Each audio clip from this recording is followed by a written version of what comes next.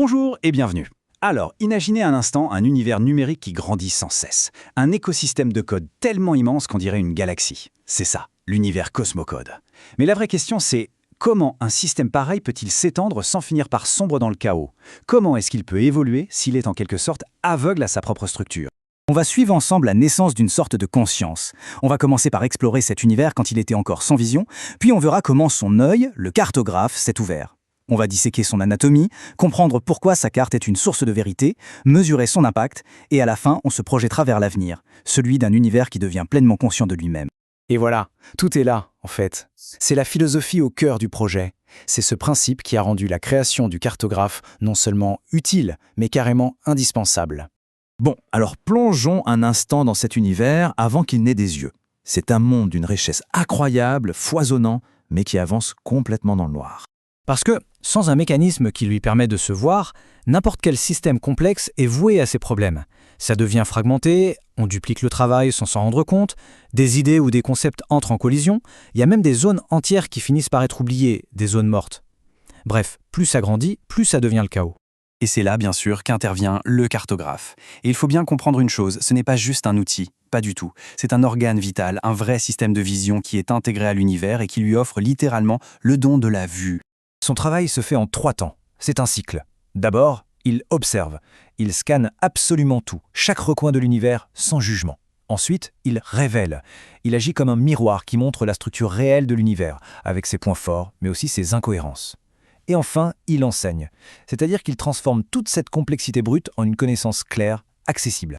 D'accord. Mais alors, comment ça marche à l'intérieur, cet organe? En fait, il est composé de plusieurs sous-systèmes qui bossent ensemble en parfaite harmonie. Tout part du scanner, c'est un peu la rétine de l'œil. Il passe son temps à parcourir l'univers pour collecter toutes les données brutes. Il fait un inventaire complet de tout ce qui existe. Juste après, c'est l'analyzer qui prend le relais. Lui, c'est le cerveau. Il récupère cet inventaire brut et commence à y mettre de l'ordre, à lui donner du sens. Il classe, il regroupe, il détecte des motifs, il arrive même à identifier les concepts qui se cachent derrière le code. Puis arrive le mappeur. Lui, on pourrait dire que c'est le cortex visuel. Il prend toutes ces informations qui ont été traitées par le cerveau et il les assemble pour construire la vision d'ensemble, la carte finale. Une représentation cohérente et structurée de l'univers tout entier. Et pour finir, il y a le narrateur. C'est la voix du système. Son rôle, c'est de prendre cette carte qui est très technique et de la traduire en quelque chose de pédagogique. Des résumés, des explications claires que n'importe qui, humain ou intelligence artificielle, peut comprendre. Tout ce travail d'observation et d'analyse donne naissance à un élément central, une carte complète de l'univers. Mais attention, ce n'est pas juste une carte. C'est ce qu'on appelle la source de vérité. Et ça, c'est vraiment le point crucial. Ce fichier, c'est la source de vérité structurelle.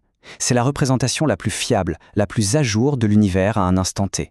Quand un autre système a besoin de savoir comment l'univers est fait, il ne va pas deviner, il va consulter cette carte. Ça met fin aux suppositions et aux connaissances dépassées. Et ce n'est pas anodin, Des systèmes absolument critiques comme le moteur d'évolution, l'harmonizer qui gère les conflits ou même l'interface de pilotage, le cockpit, eh bien tous ces systèmes construisent leur intelligence en se basant sur la vision que leur fournit le cartographe. C'est leur fondation. D'accord, mais alors concrètement, qu'est-ce que ça change d'avoir un système qui peut enfin se voir lui-même? L'impact est énorme, c'est une vraie transformation. Le contraste est vraiment saisissant. Ce qui était aveugle devient clair, ce qui était fragmenté devient cohérent, et ce qui était chaotique peut enfin commencer à évoluer de façon intelligente et organisée. En pratique, ça veut dire qu'un nouveau développeur peut comprendre l'architecture de l'univers en quelques minutes au lieu de plusieurs mois. Ça permet à d'autres modules de faire évoluer le système tout seul, de manière autonome. C'est ça qui transforme une simple collection de code en un véritable système d'exploitation vivant. Mais l'histoire ne s'arrête pas là. Ce qu'on vient de décrire, ce n'est que la base, la fondation pour quelque chose de bien plus ambitieux encore. La vision à long terme est une progression fascinante. Aujourd'hui, on a une carte vivante. Demain, ce sera un atlas 3D interactif pour explorer cet univers de façon intuitive. Et l'objectif final, c'est une conscience structurelle autonome. Un univers qui non seulement se voit, mais se comprend et guide sa propre croissance. Ça pose une question assez vertigineuse finalement. Qu'est-ce qui devient possible quand un écosystème aussi complexe devient capable de s'analyser lui-même, de s'améliorer et de grandir avec une véritable intention? Au final, c'est sans doute la meilleure façon de le voir. Le cartographe, ce n'est pas qu'un outil. C'est la condition sine qua non de l'évolution.